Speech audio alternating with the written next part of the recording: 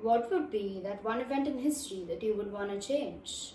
I asked everyone I knew this question, with answers varying from the Holocaust to the partition of India. I myself tried to think of a few events, but I couldn't stick to just one. Let me try and explain. When a future event prevents the occurrence of a past event that was partly or entirely the cause of the future event, it will be preventing the future event from occurring. Confusing, right? But a new chain of events may cause a totally different set of events that may or may not be in your favor. Let's take Abraham Lincoln as a first example. An event as small as a good or bad breakfast may result in a change in moods, having an impact of great degree. Just imagine what would have happened if Lincoln had a change in moods on his last day. He might have cancelled his ticket to the theatre. Eventually, he would have survived that day. That's a good thing, right? But what about the events that would follow? The world would have been totally different. The further back in time an event you change, the larger effect it has on our present. Say, deleting an evil person like Hitler. The change in history might also be devastating. World War II has resulted in the most deaths in military history ever, with 75 million lives lost.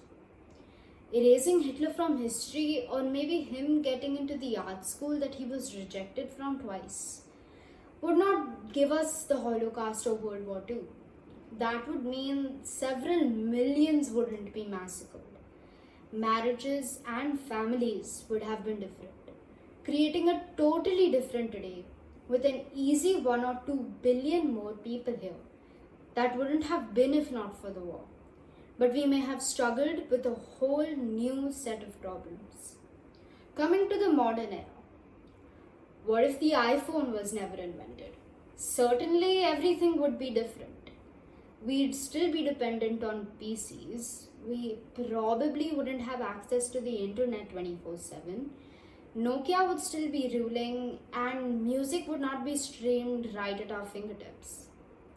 We all might want to change the Holocaust, the partition of India, terrorist attacks, and so many other tragedies.